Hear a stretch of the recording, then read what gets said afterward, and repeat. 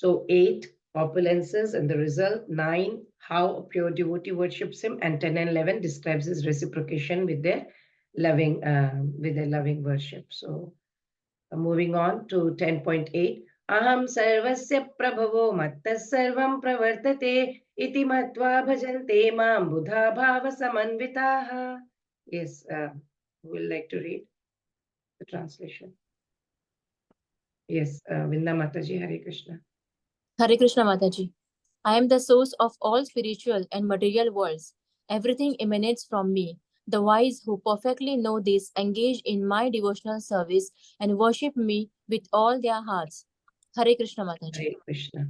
So we are going into Chatushloki, Bhagavad Gita. The 4 verses that Krishna is going to describe, and he is now going to summarize the entire Bhagavad Gita. It is recommended that we actually memorize these 4 shlokas, which are very, very important, because these 4 shlokas will actually give us the essence of Bhagavad Gita. So let's see the first one out of this 4 Chatushloki. Here, what Krishna is saying is, he is giving such clarity, Krishna is giving in this. Aham, I, Sarvasya Prabhava. He's very clearly, he's telling, how clear can one be?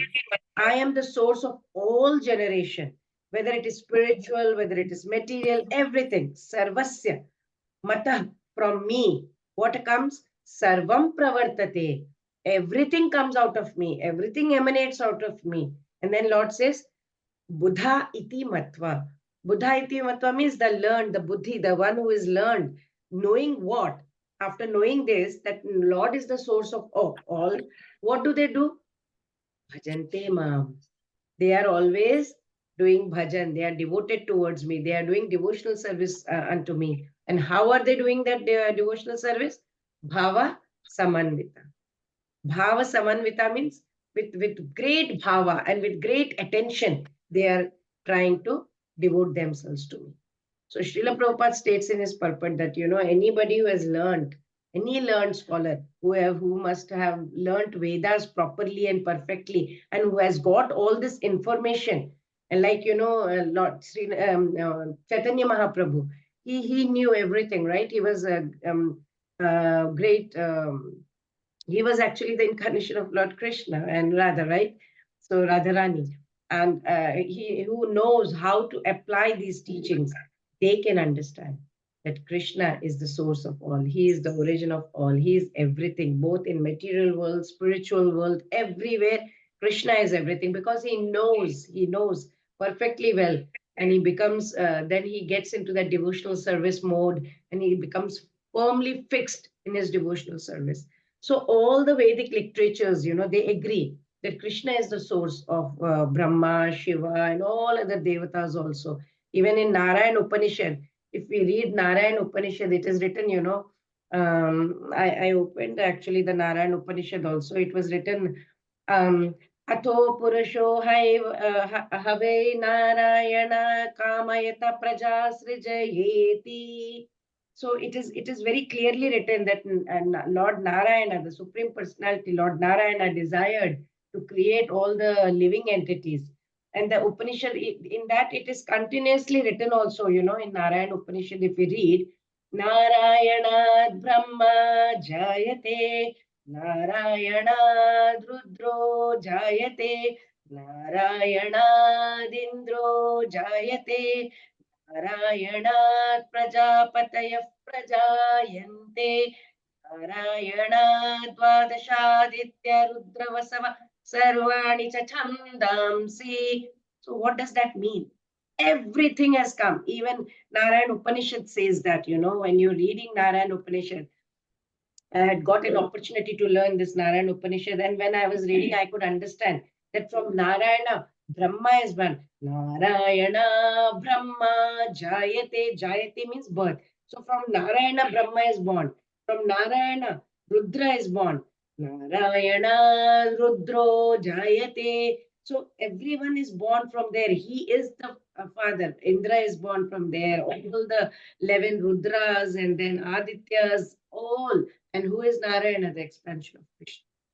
So it is said in the same Vedas, Brahmanyo Devaki Putra. Brahmanyo Devaki Putra means what? Brahmanyo Madhusudana. son of Devaki, Krishna, he is the Supreme Personality. How much proof do we need, right? And actually, it is so good to understand that he is the one who has created everything. There was no Brahma, no Shiva, no water, no fire, no moon, no heaven, no earth, no sun, nothing, no sky, nothing was there before. Only Lord was there. And in Maha Upanishad, it is said that Lord Shiva was born from forehead of of the Supreme Lord. But anyway, we move on to the next portion where Lord Krishna begins by saying, Aham Sarvasya Prabhu. Aham Sarvasya Prabhu means I am the Supreme Truth. I am the cause of all causes. He has repeated this multiple times in Bhagavad Gita. He has said that in 7th chapter. We learned this in 10th chapter, in this chapter as well. In 15th chapter, we'll come across this. So many places he strongly said in always. So all the three forms of Lord Vishnu, which we know, they are not different from Krishna, right? They're all expansions. So Lord Krishna is telling that everything has emanated from me. Lord Krishna is who? Avatari, the source of all avatars. Srimad Bhagavatam also says that, that Krishnastu Bhagavan Swayam. When we read the first canto, it is written, Krishnastu Bhagavan Swayam. He is the Bhagavan. So after describing this particular thing that Krishna is speaking about, how his pure devotees worship him. First, we have to understand that who is Krishna. After understanding that, now we will understand how his pure devotees, they worship him. So then we will get more clarity. But before that, let's move on to the flow chart of this shloka so that we understand more.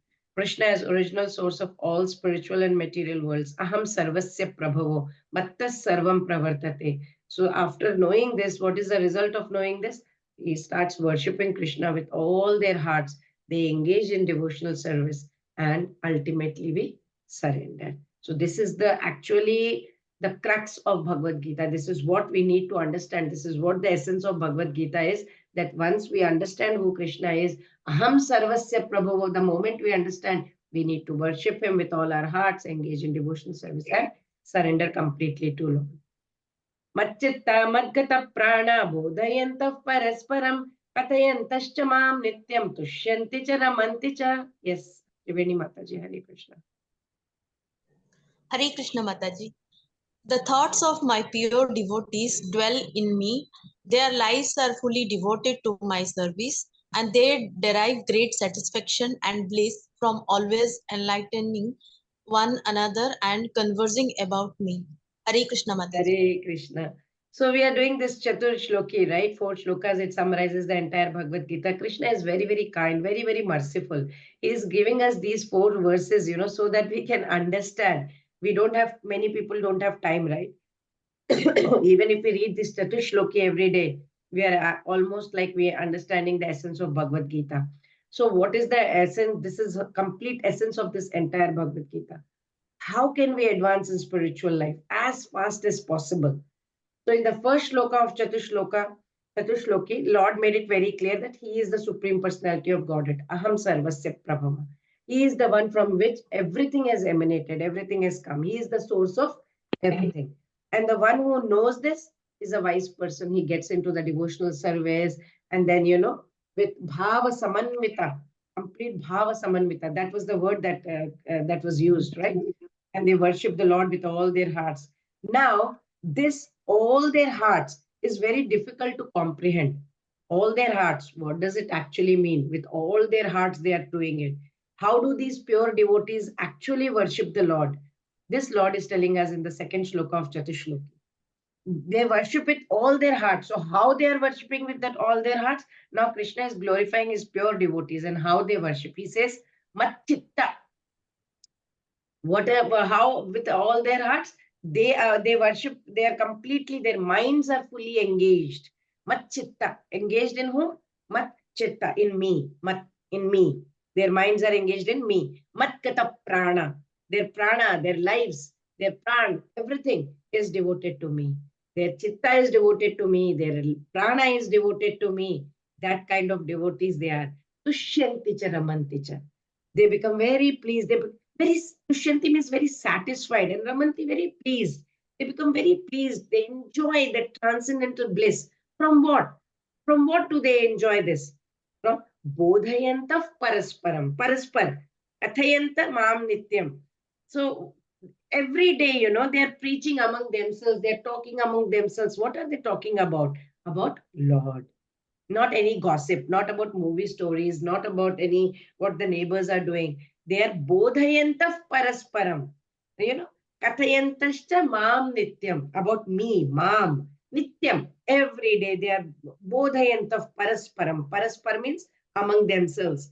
They are talking or having all kinds of transcendental talks. Nityam, every day, continuously.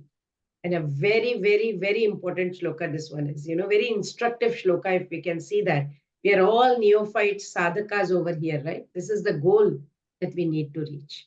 We should also be, every time we are sitting together, we are talking together, bodhayantah parasparam, kathayantascha mam nityam, tushyanti cha ramanti cha. They derive a lot of bliss, a lot of satisfaction, tushyanti.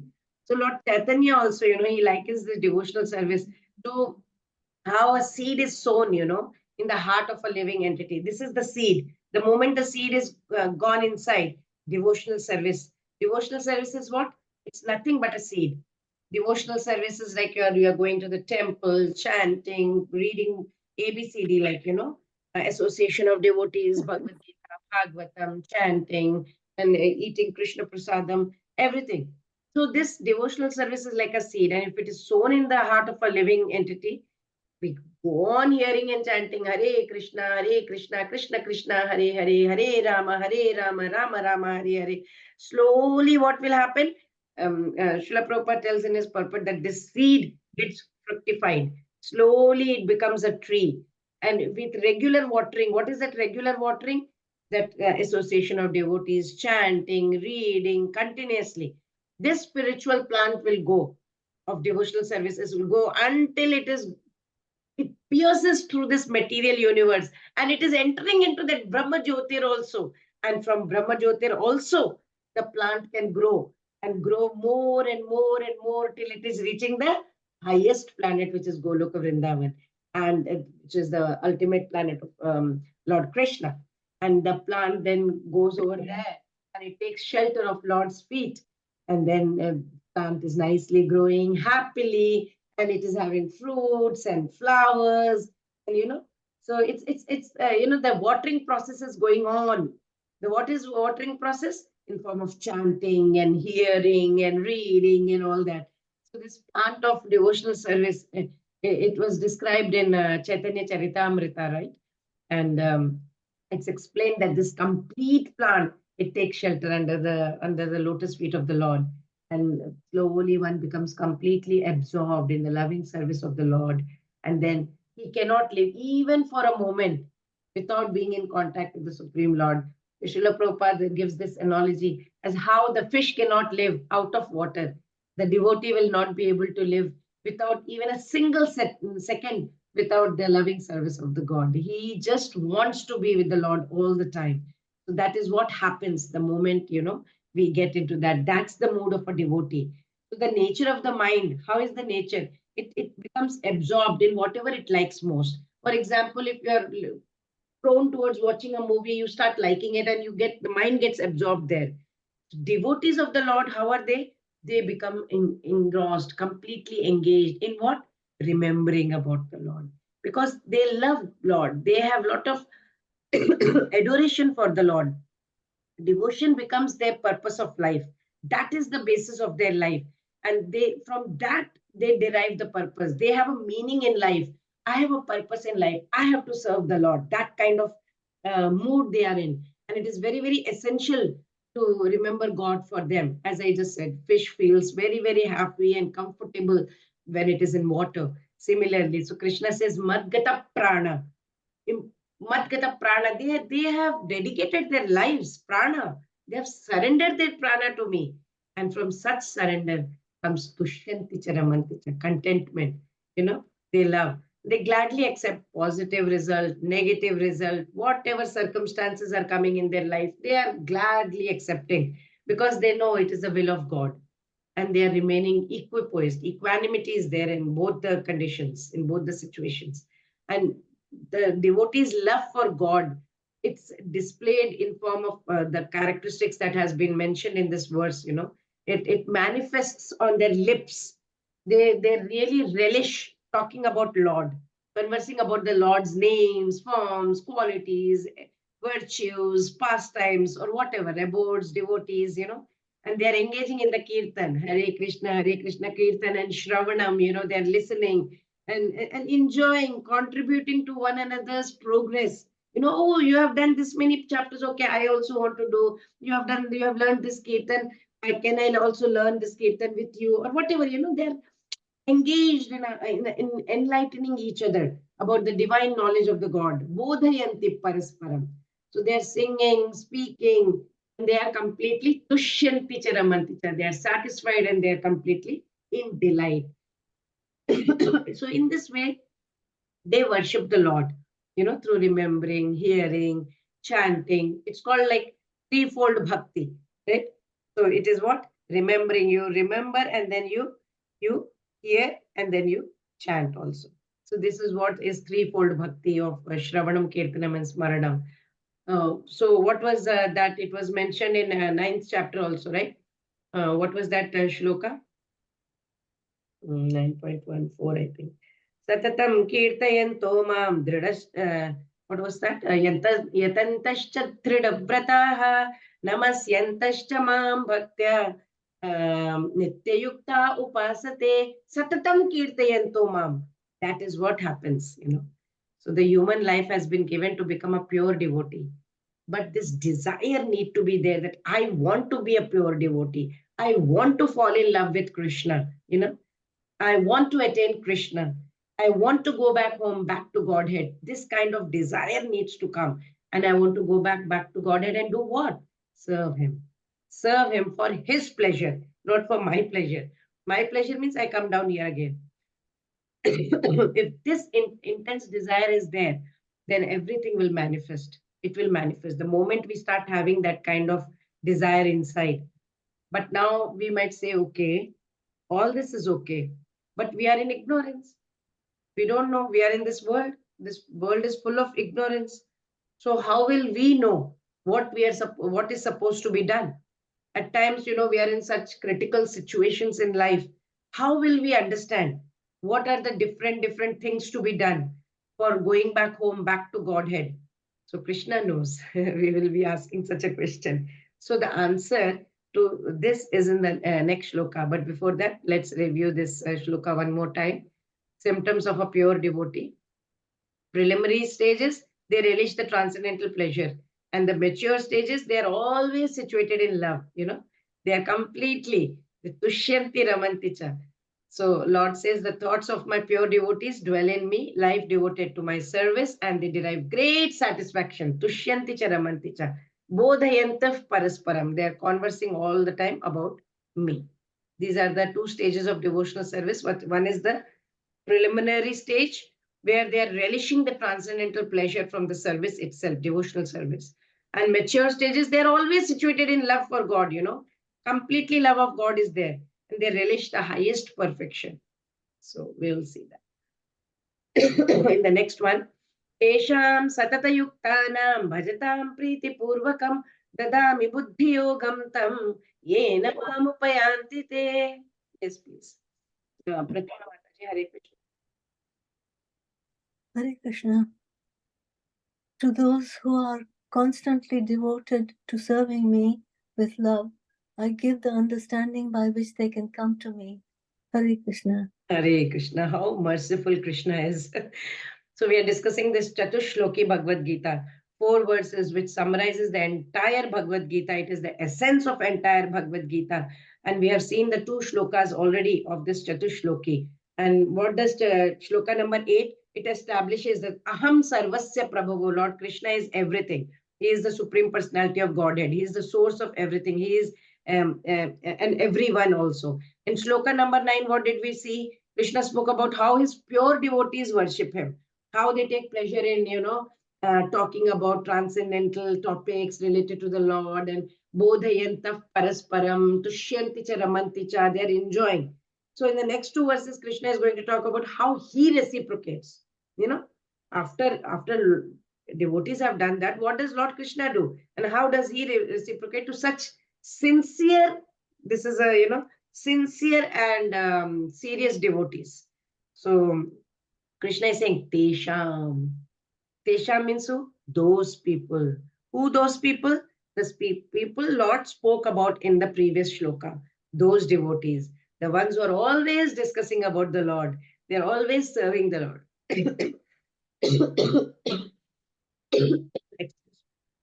Those people. Satata yuktanam, bhajatam. They are satata yuktanam and bhajatam also.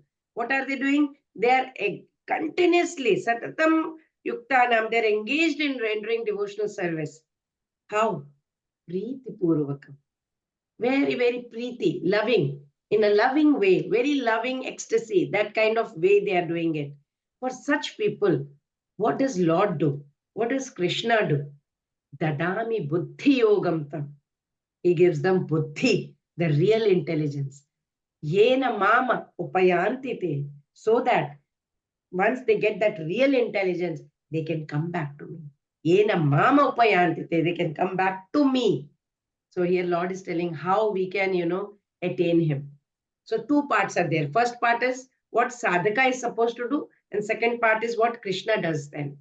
So in this verse, the word buddhi yogam is very, very important. Buddhi is intelligence. Yoga means the activity, the connection to God, right? When one tries to go back home, back to Godhead, and takes completely, they gets absorbed into Krishna consciousness in that devotional service, that is buddhi yoga, bhakti yoga. So what's our ultimate goal? Where are we wanting to go? Ultimate goal is nothing but Krishna. The goal of progress is nothing but Krishna. People do not know this. That is why very, very important is association of devotees and, of course, under a bona fide spiritual master. Very, very important. So Srila Prabhupada states in his purport, very, very clearly is written. If Srila Prabhupada had not written purports, maybe half of it we would not have understood also. So when a person knows the goal of life, but is addicted to the fruit of activities, he still wants the results. He is doing his work, but he's addicted to that fruit. Then that is what he is taking that pleasure, it's karma yoga. He's acting in karma yoga because he's doing work, but he still wants that result. The one who knows the goal is Krishna, but he is taking pleasure in this mental speculation to understand Krishna, reading books and all, and he's thinking, oh, he has become very, very intelligent and a lot of knowledge he has got. He's acting in Jnana Yoga. He's still not pure. And when he knows the goal is Krishna, is seeking Krishna, completely surrendering himself in Krishna consciousness, doing devotional service, he's acting in Bhakti Yoga. Srila Prabhupada says, Buddhi Yoga, Bhakti Yoga. And Srila Prabhupada says that is complete yoga. So complete yoga is the perfect stage in life, right? So a person may have a spiritual master. He may be attached to some kind of temple or spiritual organization. But if he's still not intelligent enough to make progress, then what will Krishna do? He gives him instructions from within, from his heart, so that he can ultimately come to him without difficulty. Sometimes, we find it very difficult, but then from inside, Krishna will give us buddhi. Again, qualification is there. Person has to engage himself completely absorbed in Krishna consciousness. And that love and devotion has to be there, and he has to render all kinds of services. He should not say, oh, this one is comfortable, so I will do this service. That service that has been given to me is something that I don't like. The moment you say that, gone. That's not loving service. Nothing according to our convenience. Convenient, not convenient, comfortable, not comfortable, doesn't matter. Just do it. Good, bad, you're feeling good, you're not feeling good. If you're still able to do it, that's in doing, Krishna consciousness. Krishna says, you do all this and I will give you buddhi. I will give you buddhi to go back home, back to Godhead. But suppose a person says, okay, Krishna, you might give me intelligence, you might give me buddhi, you might speak from within also. But then how will I understand? I am a person in full ignorance, Krishna. My heart is full of ignorance, Krishna. How can an ignorant person hear the voice of the Supreme Lord? How is it possible, Krishna? Oh, Krishna. And then Krishna says, don't worry, that, that is my second reciprocation. I will tell you what to do in the next shloka. But before that, let's review this one, 10th shloka. Karma Yoga, Jnana Yoga. Karma Yoga is when one knows the goal is Krishna, but he is still addicted to the results of it. Jnana Yoga is what? When someone knows the goal is Krishna, but he is still taking pleasure in reading in mental speculation to understand Krishna. He is in Jnana Yoga. And Buddhi Yoga is nothing but when one knows that goal is Krishna, he is surrendered to Krishna, he is doing devotional service in Krishna consciousness, he is acting in Bhakti Yoga. That's the highest stage. तेषामेवानुकम्पार्थम् अहमज्ञानजं तमः नाशयाम्यात्मभावस्थः ज्ञानदीपेन भास्वता. Yes, please. Swapnil Prabhuji, Hare Krishna. Hare Krishna Mataji. To show them special mercy, I dwelling in their hearts, destroy with the shining lamp of knowledge the darkness born of ignorance. Hare Hare Krishna. So we have now finished 3 shlokas of Chatushloki, which covers the essence of entire Bhagavad Gita. Right? Previous verse, what did we see? How Krishna reciprocates with such wonderful devotees by Dadami Buddhi Yogam Tam. He gives us the Buddhi, the right intelligence at the right time, so that we can go back home, back to Godhead. In this, Lord is also telling us how he reciprocates with sincere and loving devotees, and devoted devotees actually. So here, what is Krishna saying? Tesham. Who's Tesham? Those devotees. So the devotees who are sincere and who are serious, not everyone. Those.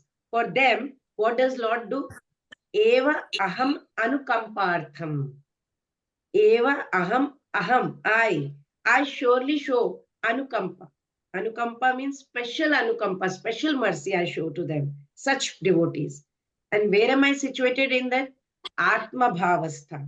I am situated within their hearts, completely within the hearts of those devoted devotees. And within their hearts, what does Lord do? What is he going to do within the heart? Ajnanajam tamah nashayami. That ajnana that is there, the ignorance that is there, the tamasa that is there, the tamaha that is there, the darkness that is there, I will just dispel it. I will just remove it. I will just shell it out. I will burn it out. How is that darkness born? Because of our ignorance. But how will you do that, Krishna? So for that, Krishna says, Jnana Deepena Bhasvata.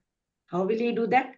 By glowing lamp, shining lamp of knowledge. So basically, what Krishna is saying is, doesn't matter how ignorant you might be.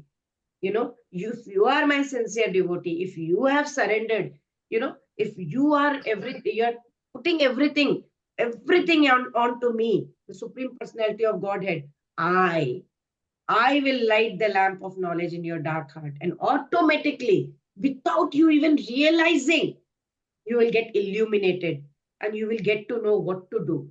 And then again, we see that our part is very, very less. And Krishna is doing the major part. You can see that, right? We just have to completely surrender, do nothing. Surrender to Krishna and he is going to take charge. Tvameva mata, that we have learned that, right? Tvameva mata cha pita tvameva, tvameva bandhu cha sakha tvameva, tvameva vidya dravinam tvameva, tvameva sarvam mama deva deva. You are everything. You are my father. You are my friend. You are everything. The moment you do that, today is Valentine's Day, right? Krishna is our Valentine's. There is no Valentine for us. Only and only Krishna to be our Valentine. If we consider Krishna to be our loving friend, our father, our mother, our best friend, Tvameva mata cha pita tvameva, tvameva bandhu cha sakha tvameva. Right? Everything, you are my knowledge, my wealth, my father, my friend, everything you are there. Then what is there to worry about? Krishna says, I will take charge. We are just supposed to practice bhakti and with complete seriousness and sincerity. The rest, Lord will take charge. So when Lord Chaitanya, he went to Banaras, right? Varanasi, to propagate the chanting of Hare Krishna Maha Mantra, Hare Krishna, Hare Krishna. Thousands of people were following him. Then Prakashananda Saraswati was there. He was very learned scholar in Banaras in those times. And he kind of scoffed at Lord Chaitanya for being a sentimentalist, kind of. These Mayavadi philosophers, they kind of criticize the devotees. They say, what are they doing? They are in ignorance and all that. But they don't know. That's not the fact. The only and only qualification is that we need to carry devotional service completely in Krishna consciousness, surrender in Krishna consciousness. Lord Krishna is also telling us to do that. Then he shows his special mercy. They think that, without discriminating, one cannot have pure knowledge. No, we don't need to use our buddhi that way. For them, answer Lord has given over here. For those who think, oh, no, we need to put our buddhi and apply what is right, what is wrong. No. Here, Lord is telling very clearly, those who are engaged in pure devotional service, even though they may not have sufficient education, they may be illiterate also, even they don't have sufficient knowledge of any Vedic injunctions. We have not learnt Vedas. I don't know any of the Vedas. I have not learnt any of the Vedas. Still, they will be helped by Lord. This is stated in this verse. In Madhya Leela also, in the pastimes of Chaitanya Mahaprabhu, it was written when Chaitanya Mahaprabhu was traveling in South India, in a big temple, Ranganath temple. He went to see the deity and he saw one Brahmana, he was reading Bhagavad Gita. And people were joking, oh, Mr. Brahmana, how are you reading Bhagavad Gita? Because, they were there. They knew him. They were like kind neighbors and all. They knew Brahmana was an illiterate person and he was studying Bhagavad Gita. So they were kind of making jokes on him. But Brahmana did not care about them. He was taking the book and in his own way, he was trying to read. Chaitanya Mahaprabhu saw this and he saw this incident. So he went to Brahmana and he said, what happened? What are you trying to do? But that Brahmana could understand that other persons are, trying to make fun of him. But Lord Chaitanya Mahaprabhu is serious when he's asking about it. So he told him, he said, you know what, my dear sir, I'm trying to read Bhagavad Gita. But unfortunately, you know what, I am illiterate. I don't know even a word of Bhagavad Gita. I don't even know the alphabet. I don't even know how to hold this side or that side. What am I doing? I don't know. Then he said, why are you reading Bhagavad Gita then? He said, you know what, my spiritual master, he knows that I am illiterate, but still he has asked me to read Bhagavad Gita. What can I do? So I have taken this book, Chaitanya Mahaprabhu, he told Chaitanya Mahaprabhu. So I'm just saying it simply. I don't know how to read Bhagavad Gita. Oh, that's all right, but you cannot read. I can understand that you cannot read, fine. But I can see that you're having tears in your eyes. You're crying. How are you crying? Why are you crying? He said, yeah. And if you're not able to read, if you're not able to understand, why are there tears in your eyes? He said, yes, I'm crying. You know what? There is a cause. He says, yeah, what is it? What happened? He says, as soon as I, take this Bhagavad Gita, I remember Krishna. Krishna is sitting as a driver and Arjuna is hearing. Krishna is a chariot, driver. And I've heard the story about Krishna. I know something of the instruction, but I cannot read. I know what had happened that day. Arjuna was sitting behind, Krishna was, riding the chariot. But as soon as I take this book, that picture comes before me. And I simply think, oh, how Krishna is so nice. He has become the charioteer of his devotee. He is so great. Still, he has accepted a menial service of his devotee. This gives me so much pleasure that I start crying, he said. Chaitanya Mahaprabhu embraced him, completely embraced him. He said, your Bhagavad Gita reading is perfect. You have taken the essence of Bhagavad Gita. So this is the thing. If you simply remember Krishna, that Krishna is teaching Arjuna and Arjuna is hearing. And if you simply remember that picture of Krishna in the chariot and Arjuna sitting behind, that is sufficient. Even if you think that you cannot read, It doesn't mean that we need to, by heart all the shlokas and we should become a Veda Pandit. So Lord is telling Arjuna that basically there is no possibility of understanding the Lord. There is no way we can understand just by speculating, or if we read Bhagavad Gita, or if we read Bhagavatam, we read all the books in the world. If you think that you can still understand Krishna, no. Man can go on speculating for millions and millions of years. But if he is not devoted, if he is not a bhakta, if he is not surrendered, if he is not a lover of supreme truth, if he is not in love with Krishna, if he does not say Tvameva Mata, Tvameva Pita, everything you are there, then he will never understand. Only and only by devotional service and only by surrender is Krishna pleased. That's it. So the pure devotee, what do? They have Krishna within their heart. And the moment the Krishna is present over there, what does Krishna do? Like sun, which can dispel the darkness. As soon as sun comes, the darkness is gone. Similarly, the ignorance is dissipated. Everything is gone. So this is the special mercy that is given to the special devotee by Lord Krishna. So Lord Krishna actually is a kind of elaborating the concept of grace, how he can grace people. Previously he says, he used to give grace who have absorbed their minds in him. But now he says that, when someone receives his grace, he can destroy the darkness within the heart. So in this way, Krishna has summarized the entire Bhagavad Gita in this Chatur Shloki, which is very, very, very important. And it's a theme of entire Bhagavad Gita for us, To us, in these 4 verses, we have kind of got the essence of Bhagavad Gita, and really, we are all together hearing all this after a good amount of time, and now what is going to happen? After a long gap, Arjuna is going to speak. Because last time when he spoke was somewhere around in 8th chapter, I guess. So let's see some of the wonderful verses which Arjuna is going to speak, right? And before that, the important point of this one.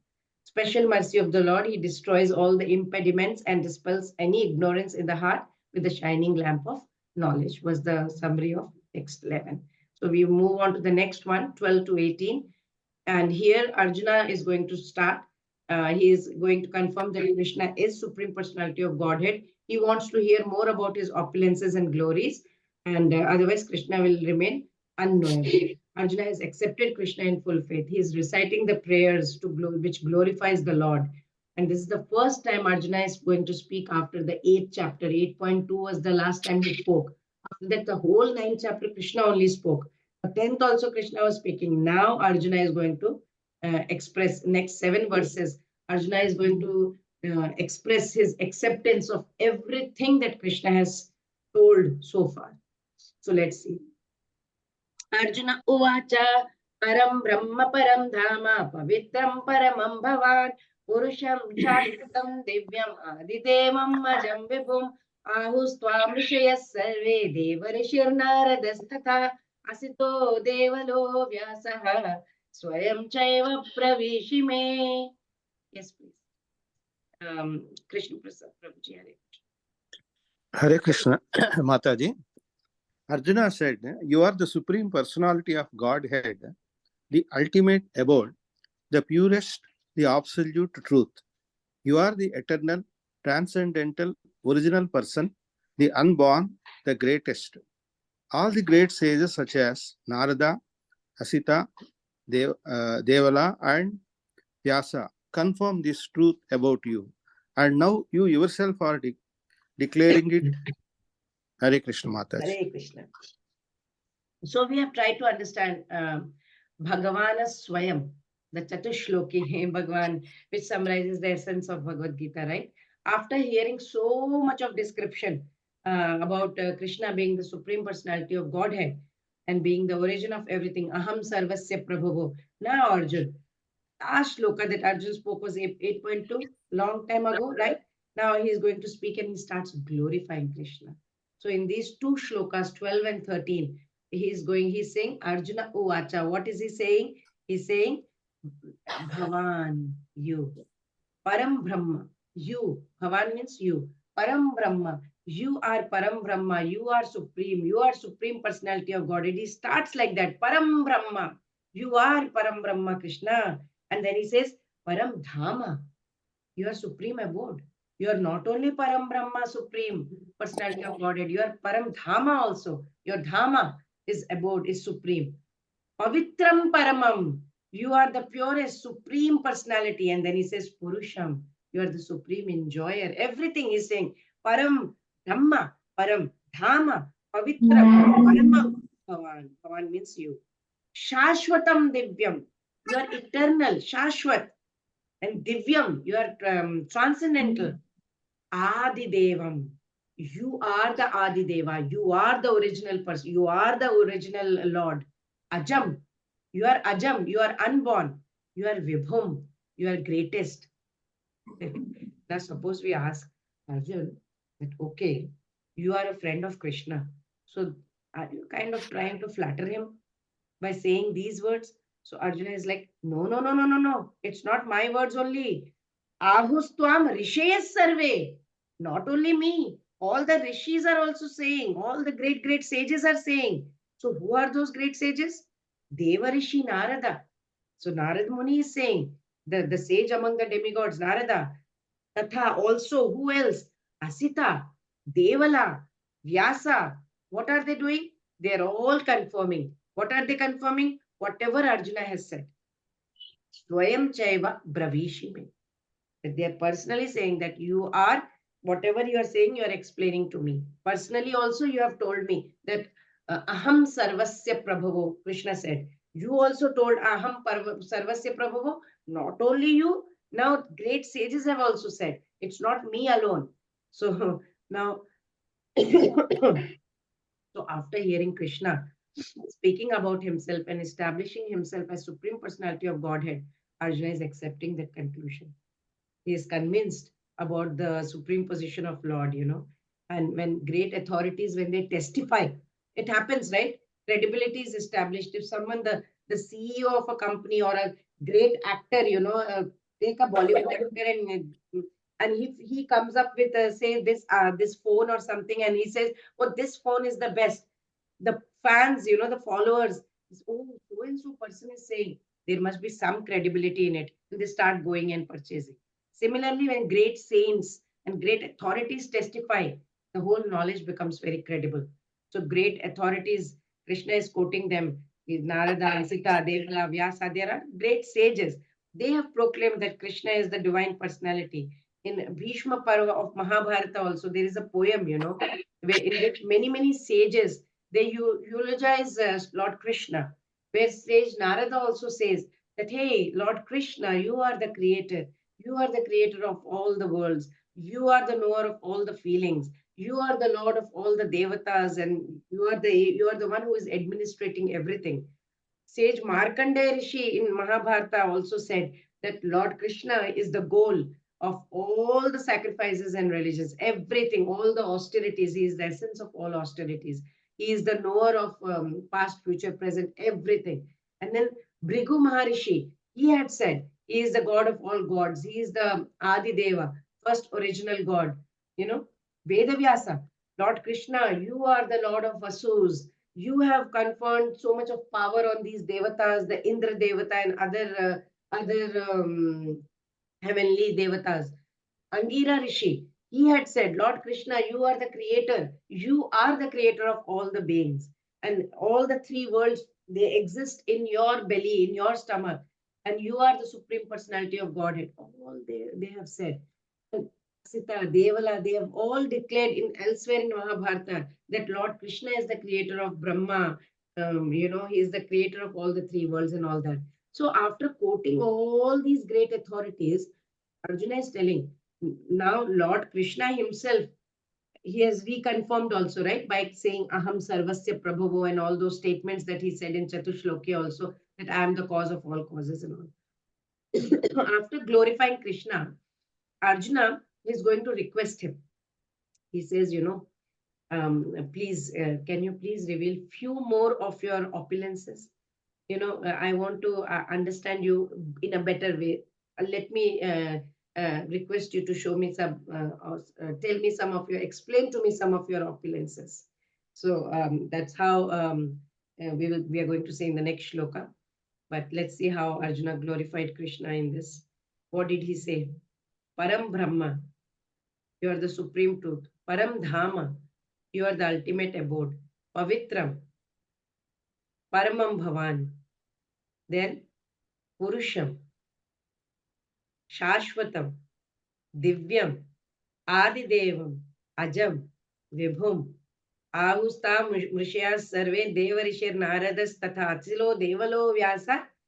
So he's saying everybody has told this. So neither demigods nor the demons can understand your personality.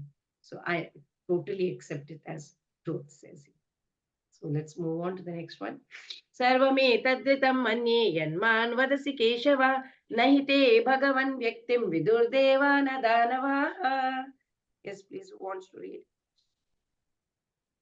Vinda Hare Mataji, Pratima Mataji, anybody? Hare Krishna. O Krishna, I totally accept as truth all that you have told me. Neither the demigods nor the demons, O Lord, can understand your personality. Hare Krishna. Hare Krishna. So we saw how Arjuna glorified Krishna very, very nicely. Arjuna used wonderful words, Param Brahma, Param Dhama, Pavitram, Paramam Bhavan. So we saw that glorification of Krishna in 12th and 13th verse. Now see what further Lord Arjuna has to say.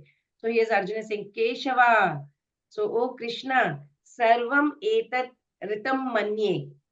Yanman vadasi Keshava.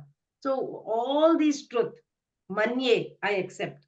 Manye means मैं मानता हूँ, I accept. Which you vadasi, you told me. Nahi te bhagavan vyaktim, vidur devana danava. Nahi te bhagavan vyaktim. So there is your personality is not revealed to devas or danavas. Yeah. So no one knows you. Bhagavan Vyaktim Vidur Deva na Danava. Na Danava knows nor Devatas know. Nobody knows. So Arjuna is saying, whatever you say is true. But the fact is that Devatas and demons also, they don't understand you. Right? So that's what is in this shloka. So a very, very nice shloka wherein, we understand that Krishna's personality is a very confidential personality, if we can see that. Actually, it's an open secret because Krishna has revealed everything to us. But the key to open it is what? Faith. The faith that person should have. If we don't have Shraddha, then nothing is going to happen. So after listening very attentively to Lord Krishna all this while about divine opulence and all, now Arjuna wants to hear more. His thirst is increasing. So he is wanting to describe his glories further. So he's trying to assure the Lord that, I am convinced, Lord, I know you are Supreme Personality of, I know you are Param Brahma, Param Dhama, but I want to hear more. By what word did he use? Yat. Yet me here means whatever Lord Krishna has said from the 7th to the 9th chapter, he holds is true. I know it is true. So here Arjuna says, demon can't know you. Devatas cannot know you. If Arjuna has a question, for example, who can know you then, Krishna? So Arjuna is asking this question and he is only answering in the next shloka. So let's see what he says in the next shloka. Swayameva-atmanatmanam vetatvam purushottama bhuta bhavana bhutesha deva deva jagatpate. Yes, please. Anyone who wants to read? Hare Krishna Mataji. Indeed, you alone know yourself by your own internal potency, O Supreme Person, origin of all, Lord of all beings, God of gods, Lord of the universe. Thank you, Mataji. Hare Krishna. Hare Krishna. So in previous shloka, what Arjuna had said, na deva, na danava, viduhu. Viduhu means they don't know. Neither the devas know, nor the demons know you. Nobody understands you. Suppose the question that comes to our mind, who can understand Krishna? Then nobody can understand. So Arjuna is only going to tell us who can understand Krishna. What did Arjuna say over here? Swayameva atmanatmanam vetattam purushottama. Purusha Uttama. Oh, greatest of all person. Uttama. Purusha Uttama. Vetatvam. You alone. You alone know. Vetatvam. Tvam means you. Vetat means you only know. You only know who? Your own self. Your own self. Swayam. You know yourself. You only know yourself. That's it. Swayam evatmanatmanam. So he's saying Vetatvam, yourself. Swayam. How? Atmana, Atmanam, Atmanam. Atmanam, Atmanam means how? By your own internal potency. You only know yourself. So our question, who can know Krishna? Only Krishna can know Krishna. And then here it is said that, Arjuna is very basically using very different words to glorify the Lord. He's saying Bhuta Bhavana, origin of everything. Bhuta Bhavana is origin of everything. Bhuta Isha, Lord of everything. Deva Deva, Lord of all the Devatas. Jagatpate, Lord of entire universe. So he's using different words to just glorify the Lord. Because the question is, who can know? If demons don't know, Devatas don't know, who will know Krishna? He says Swayam. Only Krishna knows about Krishna. And he is Bhuta Bhavana. He is a Bhuta Isha. He's a Deva Deva. And he is Jagatpati. Srila Prabhupada states in his purport, that Supreme Personality of Godhead, Lord Krishna, can be known by persons who are in relationship with him, who has that Valentine loving relationship with him, who is able to discharge devotional service unto him, like how Arjuna and his other followers did, right? Tvameva mata cha tvameva. You are mata, you are pita, you are bandhu, you are sakha. The moment you start repeating that over with Krishna, automatically, you are kind of, you're completely trying to surrender by doing devotional service. The persons of who have demoniac nature, demonic mentality, they will not be able to understand Krishna.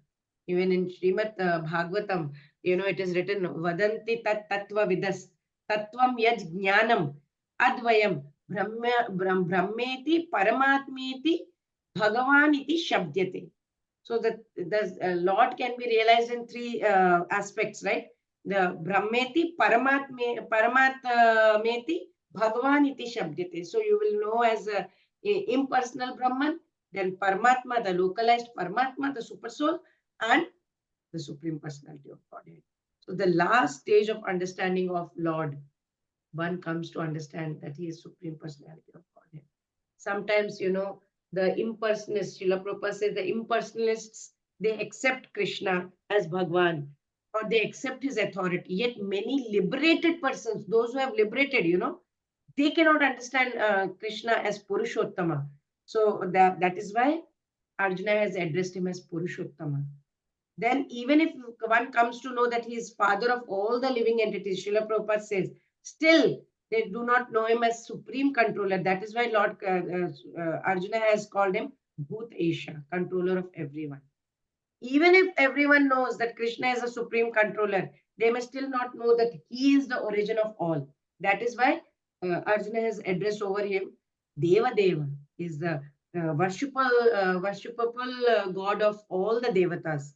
And even if we know that he is the god of all the Devatas, we may not know, one may not know that he is the supreme proprietor of all the creation.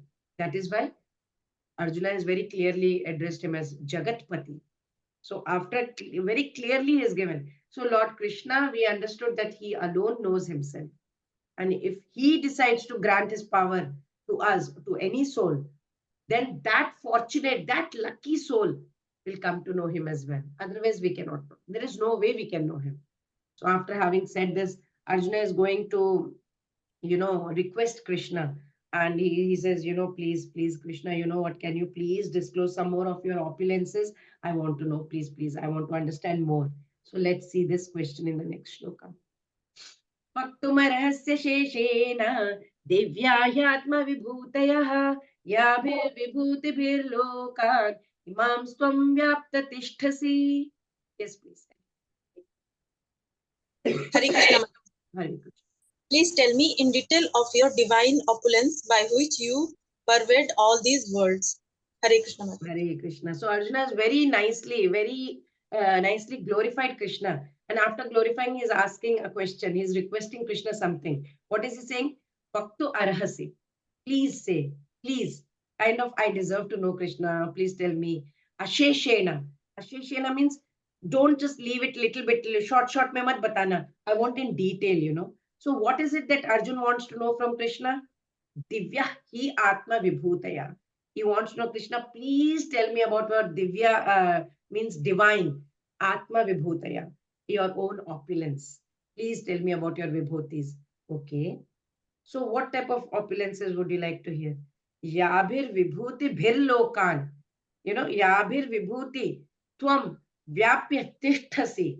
I want to know, oh Krishna, by the opulences, vibhutis, by which tvam vyapa. Vyapa means that you pervade. Vyapta means everywhere. Where you are there everywhere. I want to know those opulences. Imam Lokan, in all these planets, Loka.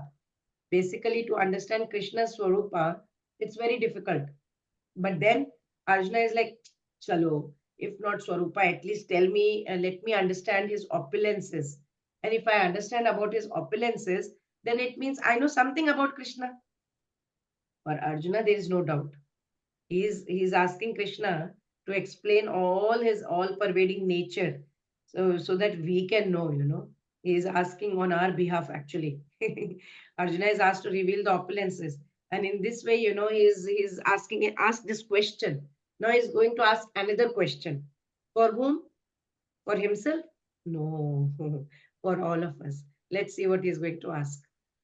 Katham vidyam aham yogim swam sada parichintayam keshu keshu cha bhaveshu chintyosi bhagavan maya. Yes, please. Anyone? Hare Krishna. Hare Krishna Mataji. O Krishna, O Supreme Mystic, how shall I constantly think of you and how shall I know you? In what various forms are you to be remembered, O Supreme Personality of Godhead? Hare Krishna. So we have seen in the previous verse that Arjuna requested Krishna, please, please, please reveal your opulences, Krishna. Now, same thing he's stressing again in this verse, indirectly. He's asking Krishna to reveal his opulences. But, seemingly it looks like that he's asking some questions, some request. So, but let's see that. Arjuna, what is he saying? Yogin. Yogin is supreme mystic. Oh, Krishna. Katham sada achintayan. Please tell me, Katham, how can I? Sada, all the time. Parichintayan. Chinta means, how can I? Here, chinta does not mean worry. Chintan means, chinta is worry. Chintan means constantly think about. Think about Krishna. Katham, vidyam, aham tvam. How shall I know you? How do I know you? Katham means how. How will I know? I means aham, tvam means you. How will I know you? Vidyam. And next question is, Keshu keshu cha bhaveshu chintyosi bhagavan maya. Keshu keshu cha bhaveshu. In which form? I'll take 5 more minutes. In which other form, in other nature, can I remember you? Can I think of you, Krishna? So Arjuna has asked 3 questions. What? How can I constantly think of you? How shall I know you? And in what all forms can I remember you? So these 3 questions are pointing towards that one direction.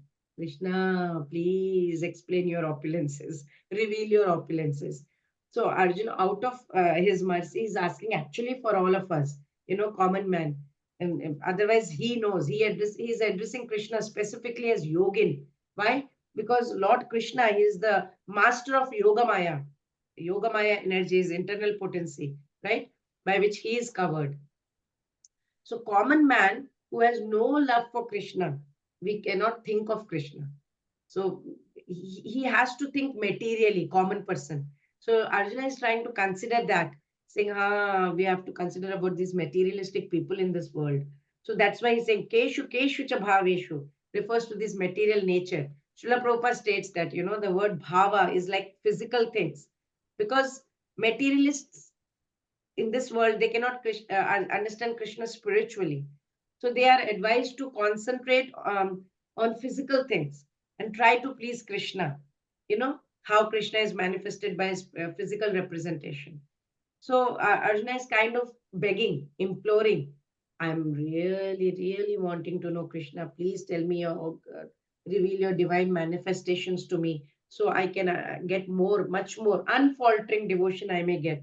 So it's not possible. If Krishna does not desire, nothing can be revealed. So please be merciful upon me, Krishna. Please reveal your many glories. So Arjuna is repeatedly asking Krishna, insisting, you can say, oh Krishna, please, please, please tell me your opulences. Now Arjuna is going to stress on this question a little more and is going to request and persuade and insist Krishna to reveal his opulences in the next shloka. And after that, Then Krishna will start speaking about his opulences. So let's see the last one of this one. Just 5 more minutes I'll take. विस्तरेणात्मनो योगं विभूतिं च जनार्दन भूयः कतः तृप्तिर्हि शृण्वतो नास्ति मे मृतम्. Yes, please. Anyone? Hare Krishna. Translation. O Janardana, again please describe in detail the mystic power of your opulences. I am never satiated in hearing about you, for the more I hear, the more I want to taste the nectar of your words. Hare Krishna. Hare Krishna. Very nicely, Arjuna is requesting Krishna. What is he requesting for? Please explain me your opulences. Krishna, please tell me. He continues his request here as well. What is he saying? Janardana. So, Bhuya Katah.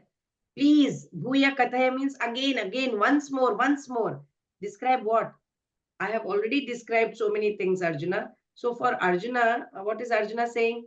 Vistarena. You have described Krishna, but Vistarena, Vistar me means in detail. What does Arjuna want to know in detail? Atmana Yogam Vibhutim.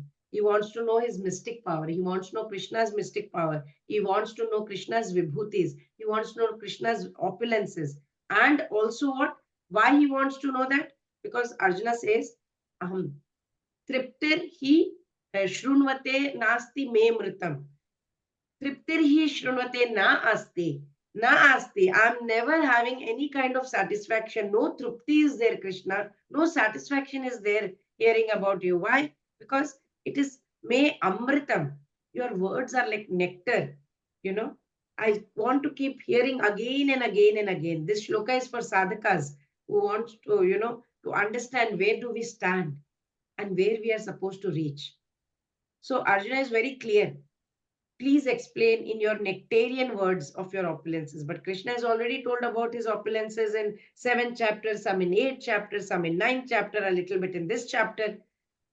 So all that Krishna has told, but not in Vistarena detail. So Arjuna is like, you told me upar se you told Krishna, but please tell me in detail. So he's using the word Vistarena Atmanat. So he's saying, next line is very important, as Arjuna is saying, I'm longing to hear. I want to hear. I want to taste the nectar of your words from your lotus mouth. That is a wonderful verse, such a wonderful verse. The description of, God's glories are like nectar to those who really, really in love with Lord.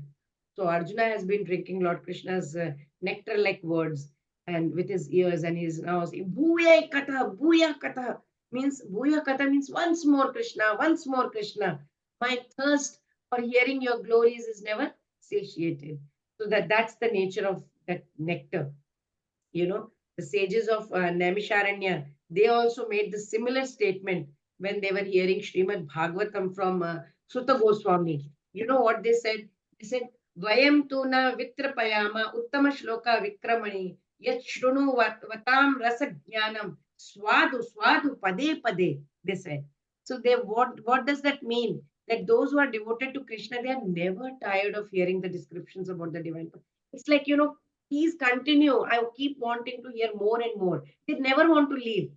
So nectar of these pastimes is such that the more it is recited, the more it is they hear, the more it is relished, the more it increases. Arjuna says that the tongue of my ear wants to taste more.